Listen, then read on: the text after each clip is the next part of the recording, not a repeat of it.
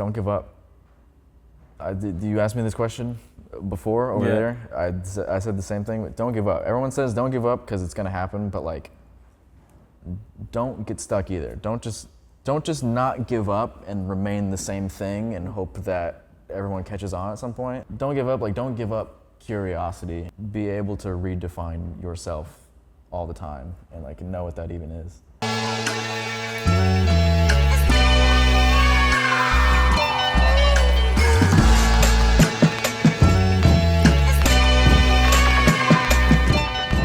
The most awkward part about the interview is pretending like we didn't speak before and just start over. So we can just do that real quick. Yeah. Hey, what's up? First time. What's up? How are you, bro? I'm chilling. What do you get into today? I'm getting into this and many other shenanigans. So you're from Georgia, right? Georgia, Duluth, Georgia, baby. Nice. How's living out there? Slow. Yeah? Yeah. Define slow. Just like nothing going on? It depends. But yeah, nothing going on, really. Yeah. Because I remember you mentioned once when I was reading up, part of your career was you were chasing like the idea of trying to leave and like, oh, I just need to leave. And now that like, I guess you left Georgia, I mean, I know your first stint was in LA and then you went back and now you're in New York. But now like, I guess looking back at Georgia, were there like things that you took for granted living out there? Oh, of course. Yeah, one, principally, the Vietnamese food, the Korean food in Duluth, amazing. Yeah. Duluth specifically has a lot of incredible food. But no, even, I mean, to your point, I guess like, to that old point I made, I kind of learned you can't run away from something, you gotta run towards something. What do you mean by that? It's like, I think before I was trying to leave Georgia instead of like go somewhere else. Now I found myself in New York because I really wanted to be in New York. I didn't want to just not be in Georgia. Yeah. It was just, I'm finding myself with more fruit out here under that premise. So has it been like distinctly different, like living out here versus Georgia in terms of like opportunities? Like, do you feel like the music you make out here is different, like because it's a faster pace? Like, are you more pressured to make shit out here, whereas in Georgia is like more calm? I don't know. I don't know if I've been here long enough yet to really define what that difference is, but there is a difference. I think there's something a little bit more about my music out here right now that I enjoy. There's a little bit more. There's a lot of room to reach for the stars out in the suburbs or whatever. We were talking off camera. You don't do press often. Not often at all. We had an interesting conversation where it's weird when you don't have when you're not in control of the camera on you. Like you referenced like the music video that you did for Naked, which we'll get into the bit, where it's like you controlled every single frame, like quite literally. Yeah. But now it's like when you're opening yourself up to like press, content, etc., you kind of lose control away. So like, how did you come to terms with that, and like how did you learn to like kind of let go in that aspect? Because I feel like that's something a lot of artists struggle with, like the idea of them being perceived. Yeah, no, definitely. I mean, I'm still uncomfortable. I'm uncomfortable right now. Yeah. But I'm trying to loosen you up. No, I'm just forcing myself to do it just to get into it, you know? Like the way to get over it is just go do it. I don't know, go be uncomfortable. Like I guess I'm not that uncomfortable with being uncomfortable these days, if that makes sense. Like I think I was, yeah, it's like people can be very precious with their images, or like shooting every frame myself, never doing really camera interviews or whatever. I don't know, I just felt a little bit more anxious about it all, and I don't know, like I'm more of an adult now or something. What was like that switch for you? Were you like, because I remember you telling me like you're studying the grades, so I guess who were you studying where you're like, oh, okay, like let me actually try this? It's not even necessarily any specific person. You just see it as a thread of the old artists. You think James Brown was particular with who he like gave interviews with or what shows he went to? No, he just did every chance. He took every chance he could to be James Brown, and he was fucking James Brown. So you saw James Brown. You know, Facts, it yeah. wasn't. It's. I would like to believe I don't have something that's fragile enough to fall apart if I do more things. Okay. Yeah. Was that like a fear before? I don't know. I guess I would love to say that there was just like a switch moment that I was like, no, I'm doing this now. It's kind of just been gradually just like, I'm just noticing I'm still out here doing this, whatever this is. And I don't know, I'm here to communicate it. One thing that I love about you is you said you're more into, and we'll get into like how you started music in a bit, but like you said you were more into the process of creating as opposed to like the music making process, just the idea of creating. So like, is it that like for me, for instance, for creating, it's like, you know, obviously like I love media, like, or I want to be doing this. Like I love interviews, I love, you know, curating content. But I guess for me, it was kind of taking something that was like in my head that didn't exist and putting it into the physical realm the way that I like envisioned it. And like, oh fuck. And like for me, that is what gets me off. Like something that didn't exist that I brought into existence. So like that's one thing I wanted to ask you, like what part of creating do you kind of get like nerdy about and geeky about? I can get nerdy about any part of it, really. I think, yeah, I guess that's where I maybe even stayed inside for a bit before, you know, trying to put myself out there. You know, I was just content to just make stuff all the time and I didn't have to give any context to it. I just thought the thing itself was inherently going to give everybody the context they needed to whatever. But I know how much I'm into the process, and I guess I'm also not super keen to play the content game where people do give the context in that. Sure. So like, I don't know. I was just equating things. I was like obsessed with the process, but then also like wasn't gonna show it either. Yeah, I get what you're saying. Yeah. It was just so I'm just like trying to do better math these days. Okay, I feel you. Like, sense. yeah, it's like an equilibrium factor. Yeah. All right, what's process porn? Process porn is just that. It's a kind of art. It's mostly, I mean, it's just kind of, there's countless people that you can think of that you know of them as an artist through their content of breaking down the BTS or breaking down the art or whatever. And yeah, I couldn't hum a melody of their actual song to you or whatever, but the videos are nice and you know, you consider them part of the sphere through that type of stuff.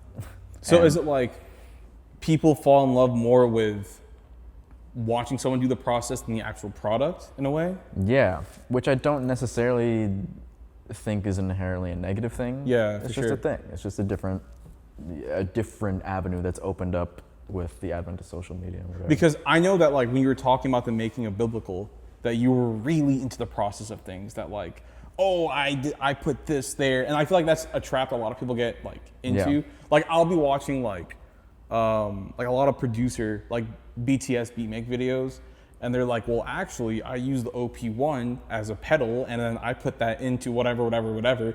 But then it's like, I feel like getting stuck in that loop of let me worry about how I'm making it as opposed to like the final product. Yeah. Kind of like gets people stumped up a lot.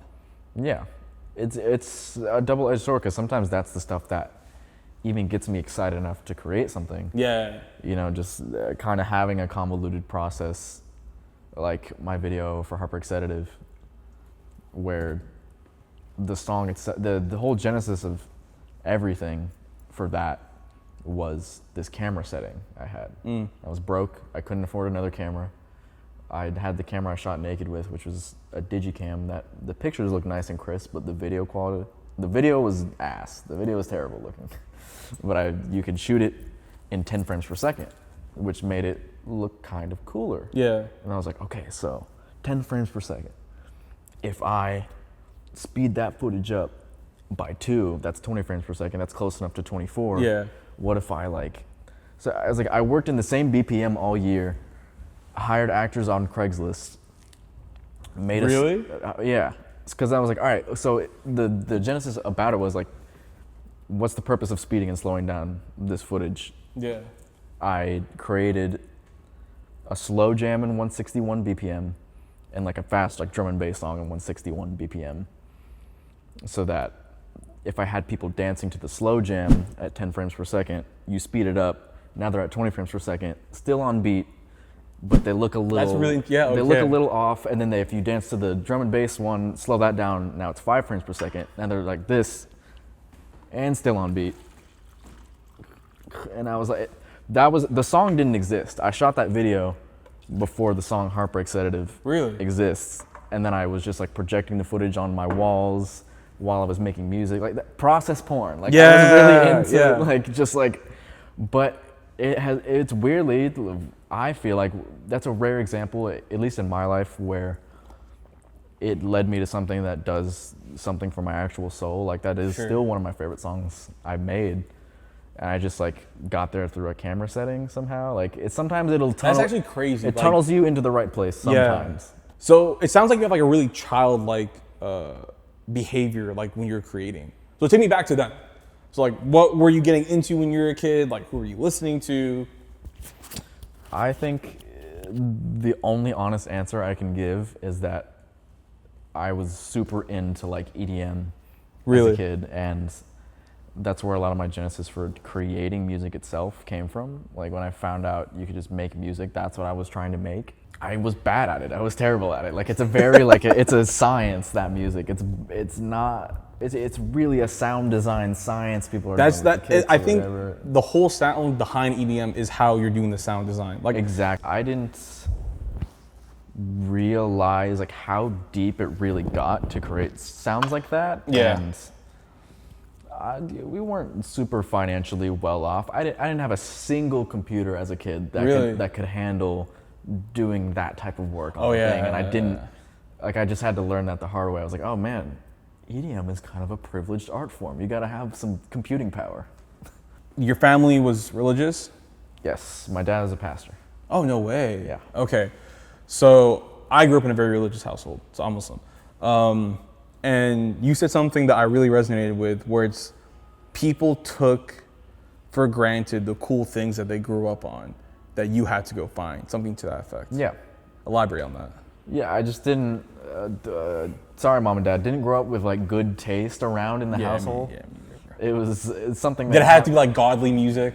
Yeah, or just, or just kind of like the corniest 80s stuff that I now appreciate. That's just awesome to me now, but growing up around, I don't know, there was nuggets here and there of things that I later got into more. Like my dad had like one song from any secular artist on his iPod, and then like he would have like discographies of Christian music, but then it was just like, I don't know, he had a Kanye song. Yeah, he had like in the one. mix. R.I.P. Yeah, R.I.P. But it was kind of like when I got bored of EDM and started to make rap beats. I was terrible at that, but it taught me about like sampling and going to find samples. And then once I started like digging through like classic samples, that I didn't realize the YouTube algorithm was showing me like the source of these classic samples. YouTube algorithm has some shit. It does. It went like this. It was really good and it was terrible, and now I feel like it's a little bit better. No, dude. If you train it well enough, there you go. It digs for you. That's another thing. People forget these algorithms are trained on your behavior. So if your algorithm sucks, just like consume better. That's actually interesting. What is your algorithm right now? My algorithm is fucking weird right now, I'm not gonna lie. The algorithm's dumb. It's just a lot of like,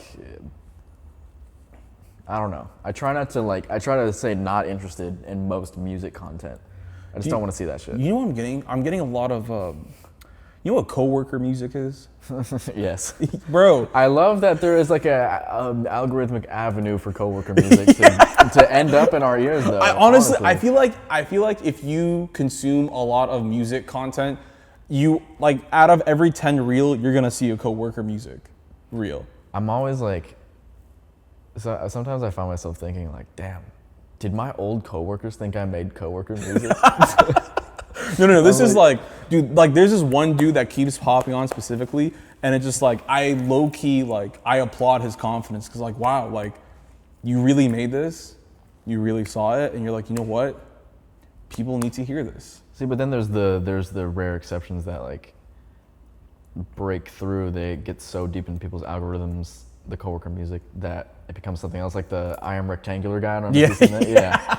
I am rectangular. Dude, the one that's on my feed a lot is Can't Get Over It. Have you seen that one? I haven't. Just not over it. I'm just not. But that actually leads to something else I want to talk about, that like, do you find yourself consuming content more than you create? Not necessarily creating content, but just creating in general. It's probably about equal. I want to puff my chest up and say I create way more, but I gotta be honest. We're all addicted to this shit. I scroll. So I make a lot of random shit all the time. Like every day at least, I'll make some.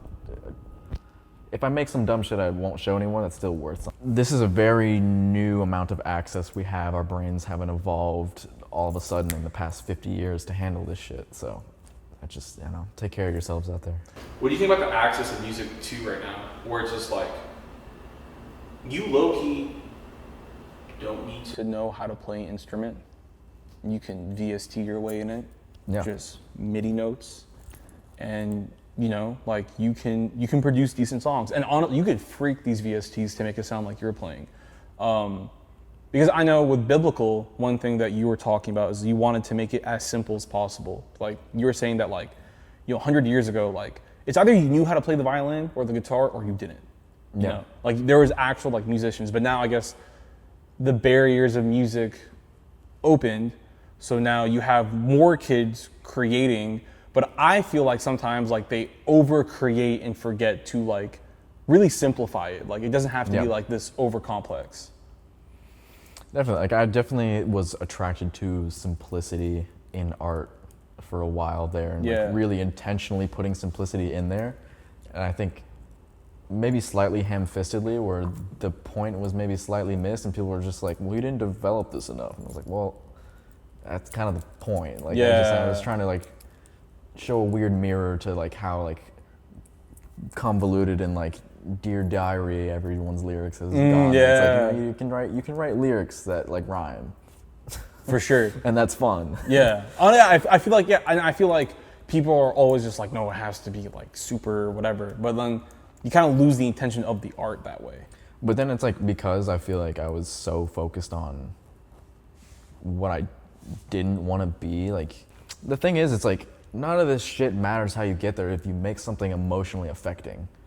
That's true. And I sometimes wonder with Biblickle album, love that album, but it's somebody described it to me recently as like kind of friendly. It doesn't ask you to feel much, which is, I feel a lot because of the context I have in my life of where I was and like who was around, what I was doing. But it's like, because I was so focused on trying not to be like the stuff that doesn't feel like anything to me, I was like, I almost wonder, it just maybe didn't go deep enough into the soul of what I feel like I'm trying to express out here. I don't know. I want to go back to, because creating under a religious household kind of gets a little tricky, especially when it's not for the Lord. Yeah.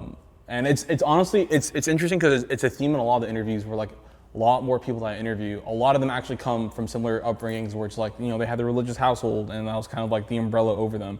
So like, was it, I guess everyone's experience with that is a little different. For you, was it like, did they look down on creating? Did they like allow the space for it? Or you just kind of have to carve out your own space within it? Yeah, I don't want to like fake like I grew up in an incredibly oppressive house. Oh yeah, or for sure. anything. No, for sure. It just was definitely kind of, there were some sitting downs earlier on before I saw some success, and it was kind of like do you really want to be doing this? There was more of a practical resistance than there was a spiritual resistance. Okay, I see what you're saying. Yeah. It was like why do you want to be a musician? Don't you want to like make money? It was more of that than it was. But then there was also like, if you're gonna do this, it should be make sure you're glorifying God or whatever. Yeah. But also, it's like, I just got to a point where I just don't really care. If y'all can't see that this is a spiritual endeavor for me, you probably just aren't paying attention. That's why I always try telling people too that there is a spiritual aspect to creating that people overlook. Yeah. Like these ideas don't come from me, really. Yeah, and it's- you hear everyone say that to an annoying degree. Like, I know Yeah. everyone gets mad, like, when they hear an artist talk about their favorite hit, and they're just like, oh, I don't even know where it came from. But it's so real. I'm just a It's vessel. real. Yeah, I'm just a vessel. You started making beats on your PSP. I did. How's that? What was your first beat you made? The first beat I made, I wish I had that. It's on an old SD card that got lost somewhere. But yeah, this game called Beaterator. Timbaland and Rockstar Games. Timbaland also rest in peace. Yeah. It's like a damn shame. Like that one hurts because Yeah, bro. he He did a lot for the beat community. I didn't really grow up around stuff that has been most formative to my taste now. Didn't really know about Timbaland when I Yeah. had this game. So I was finding out he has like preloaded loops and stuff in that game, and I was being put onto his sound through this game and blah, blah, blah. And then I found all the blah, blah, blah. And now it's interesting how someone like that was integral in my getting into music creation has like kind of gone down the old head path he has. Yeah, unfortunately. It's like he's the Him and last Kanye, bro. He's the last person you expect to just like get washed. And just sad to see. Shout out Danger though. Shout out him. Do you was that making beats on the PSP? Was that like your first introduction into making music? Yeah, I always say that was like my first instrument really. I feel like production is my first instrument. I feel like I tried guitar around the same time. It didn't give me as much dopamine as like just making bloop bloop bloop sounds. JPEG Mafia actually he calls a DAW an instrument, and I couldn't agree more. It is. Totally. There's some people like the Jane Removers of the world who just could sit down and shit out a song that like you're like, whoa, in seconds. Do you find yourself using like more, like I guess starting off, was it more like you trying to figure out how to play the instruments or just like freak the VSTs? Or a little bit of both? Yeah, I guess a little bit of both. Like I guess I'm most interested in my own take on things in the sense that like I would go to try to learn tabs for a song on guitar. Yeah. And like once I got the chord shape, I was like, well, fuck the song. I'm gonna write my own thing. That's it, you know? Speaking of Timbaland, go die to AI. Yeah. And like I feel like with AI, like I've personally used it for like my own good. Like, Yeah. you know, there's AI editing softwares that I use for cutting out like blank spaces in between podcasts. Or honestly, you can use AI to dig. Like I found out ChatGPT has an AI agent where it can tell you what the sample is. So it's kind of like Shazam, but for samples. So I do definitely Producers, if you use that shit to see if your sample is gonna get you fined or not. If it doesn't Big affect facts. it, you're good. Big facts. That's actually yeah, that's fire. And there's like other like uses that I've used it, like AI for like if footage was out of focus, like there's an AI that you can get that helps like refocus it. Yeah, So yeah. like I do think AI It's a tool. It's like I say, I've said this before, but it's like people's problem, they equate AI as the problem. The technology is not the problem. The problem is the same problem it's always been, which is people with poor taste using it badly. Yeah, for sure. And because you still have to have people operate it. The technology doesn't operate itself. Yeah, 100%. Yet. Yeah, But- Yeah, like the way that JPEG he flipped an AI sample Yeah. on what was that song called? I forgot. I'm not sure. It was off the last one, but yeah, it was like the way that he used, like, okay, he creatively flipped an AI sample where it's like, okay, that's dope. But then there's other people that like Timbaland, like AI artists, that's fucking crazy to me. Yeah, no. I'm not super into the generative stuff, but it's a good tool for a lot of different reasons. Like, I don't know, sometimes I'll make a whole beat or a whole song even, and I can like AI a certain element out, and it's like, ooh, the computer's interpretation of what the drums are, like if I delete that, and there's just like this weird ghost in my music. Yeah. And I like that stuff. That's how I personally use it the most, but I don't think there's any wrong way to go about it. Like I said, if you create something that is emotionally affecting, go for it. But I don't think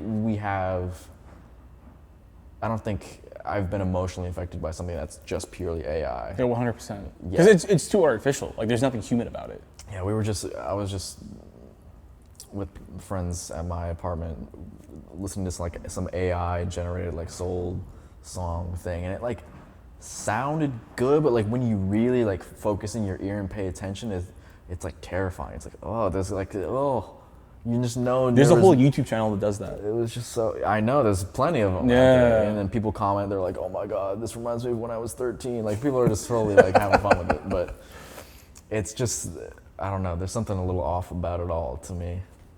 The way that I got put onto you is, well, first I found, like I was telling you off camera, where it's like I feel like you're everyone's favorite artist. So like I found out to you just like from people posting a few years ago, and then like I actually sat down with Rio Vaz, and he was mentioning the song Naked a lot. He said like that's what got him into like wanting to make music. So like, is that weird for you when like being perceived by like all these people's favorite artists is like you're their guy?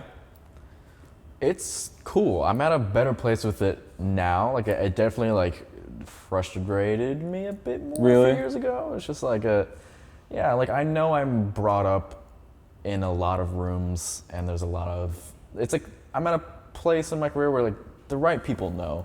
100%. And like I'm definitely just like a real artist without, you know, daddy's money or any sort of like other connections to this world other than the fact that I just like made cool stuff and broke my way into it. So it was knowing that I was in a lot of these spaces, but I physically wasn't invited into these spaces bothered me a lot for a few years. And now I'm just like, I don't know, like I'm just here. It's cool. It's cool. You're taking it for what it is. Yeah, I am. Yeah. Yeah, because I do think that like there is, I'm not saying like obviously these artists aren't gatekeeping you, but I do feel like it is definitely a real conversation to be had where when artists are being kind of gatekept by their fans, and like that's weird to me, or just like they want to hold on to like your image for themselves, and they're like, oh no, we don't want him to get too big. Yeah, if I have fans like that, they're not actually my fans. So I think Bickle fans are actually really nice, cool people. Yes. All the ones I've interacted with and everybody that comes to my shows, like there's just like a nice, safe, real person energy that I enjoy. I don't feel like I attract the weirdos like that. Yeah, thankfully. Speaking of Naked, you make Naked. I don't want to harp on too much. You make Naked, and then you move out to LA. I sure do. For 6 months. And then you come back to Georgia. How was that process of like leaving to coming back to, I guess, trying to like find yourself again? Because this is all during the pandemic, right? Yeah, I think Naked dropped like 1 week before COVID hit. Damn. And I was elated to, like, it was the first like music money I had made in life, and everybody was like so sad that their music money was going away because shows were gone. And then I was like, it was the first I was like, I get to stay in the crib and make my first music make money. Yeah, great. But that was like a very small period of time for sure. Yeah. And I don't know. It was just interesting. I feels like I broke in a toe in the door at a very specific time that's just not going to be repeated, and it's been interesting finding my footing and what it all looks like now. Has that been a transition for you? Certainly. I mean, like, I think Naked was like pre-TikTok's takeover of the music industry, and like that was back when like Spotify playlists could still like move the dial for an independent artist. But back then it was like getting an editorial playlist was something. Exactly. Like you could. That's really the only reason for that song's success. Is just like it's kind of a playlist success. I mean, it felt like one of the last of its kind before COVID happened, and where everyone's on TikTok, and then everything moved over there. Feel very lucky and blessed to have got in there when I did, but it's just like it took me a second to realize that's not going to happen again. Yeah. Oh, so was it trying to like recreate that moment, or like? I was never ever trying to recreate that moment. Even immediately afterwards, I was trying to do something different, but I was just, the landscape changed so quickly. Yeah, that's so the thing. After that, it was just in music, it changes like every 2 years. Yeah, and I think it's more exciting to me now, and I don't necessarily feel left behind with any of it. I'm more just like curious of like, all right, like I'm clearly still out here doing this. What does it all mean? Yeah. I'm trying to be more curious about everything now. Does that, with the landscape changing, because I can, like in media, in the past 5 years, it's completely different.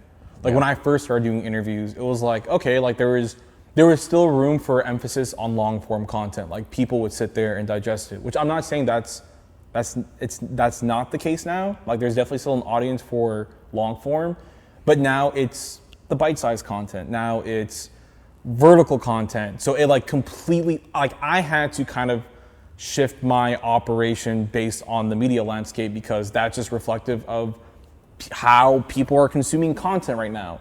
But when I did that, it was like a fine line of like, I want to remaneuver, not redesign, if that makes sense. Yeah. So I was wondering if that was kind of the same for you, that like getting into like a completely different landscape in the beginning to what it is now. Like you said, it's TikTok oriented. It's short content is king. That's what they keep fucking harping to all these artists. Yeah. So I was wondering like, did you have kind of like a similar experience where it's just like not redefining, but like trying to like, okay, like dancing with it? Definitely, and I was abrasive to it for a few years. I was saying it. Trying to just like, nah, fuck that. I'm not gonna make a fucking TikTok. But I don't know. Like I still haven't really made many TikToks. I'm still figuring it out. I'm not gonna say like sure. Now I got it going on or whatever the fuck. I don't know. I'm just curious to see how this all gets to go down for me and for everybody. Like, cause shit changes so much. You know? It's never been this easy to break in, but also because people's attention spans are so short, I feel like it's hard to stay in people's minds longer. Like you really have to be in their face consistently. Yeah, and it's like TikTok and music is strange. Like a TikTok success with music has very little to do with artists. Like TikTok likes songs. Yeah. And it's hard to like move past your song's moment as an artist if it kind of came up through that sphere. Yeah. I know a few people who struggle with that, and I think it's just interesting. I don't know. Like I think I'm always, and I don't know. Like I always say like feel like a hypocrite trying to be an artist in general because I do like songs more than I like artists. You know? I get what you're saying. Yeah. Growing up with access to all songs all the time with streaming and whatever, it's like it just changes how you consume music. We don't really have favorite artists anymore. It's like, oh, I like the green cover art. What's that song called again? It's like we kind of just know the little pictures. Yeah. And then, oh, I like that one. It's just, it all means something a little different. So I feel a little hypocritical trying to say, I'm an artist. Pay attention to these definitive statements I'm making, because I don't always really consume that way. Who do we have next to us? This is Miss Moment. This is my muse. Okay. Introduce her, Miss Muse. This is Miss Moment. Okay, you cannot miss the moment. So, where did the idea of Miss Moment come from? You want to answer that? I think she's having a hard time. Yeah.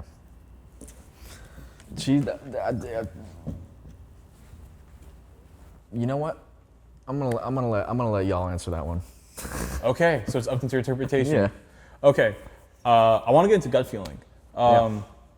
So whereas you said that Biblickle was more, you're concerned with making like more simple songs, gut feeling immediately starts off like super confident. From the first sound, like we were talking about, like that, and then it gets soothed in. Was trying to make something simple like Biblickle made you want to just say fuck it for gut feeling and just pull everything out? Because like I love like you used on Strange Maneuver, you used was that a tabla? It's a djembe. A djembe? Okay, sound like a tabla to me. But like it was a lot more confident and ambitious with the sounds. So I was wondering, like, making something as simple as Biblickle, did that lead into gut feeling, or what was like your thinking behind that? Yeah, I guess I have maybe not a bad habit. I have a habit of really trying to juxtapose myself with every release, and growing out of that a little bit as I mature into being an artist. But like, I think, yeah, I'm always very aware of what I did last and how to do something completely different that adds to the story. I guess I think Biblickle was like very simple pop music. I was trying to write standards or just like very simple shit. Yeah, for sure. Double Eagle was kind of less focused on any of that. I was kind of like, let me just speak to my young middle school self that wanted to make EDM.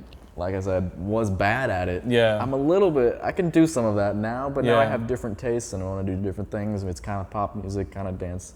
I was just talking to middle school self for a while. And this was just, I don't even know what to make of this really. This is just something else that I still haven't really fully figured out what it is yet, and I like that more. I think SoundCloud conditioned what I thought being an artist was going to be like, because you can make something that day and then upload it before you even really got a chance to understand what it was, and now people are consuming it and going, oh my god, this is that, this is that. And then like I got like my first real audience through SoundCloud because of that.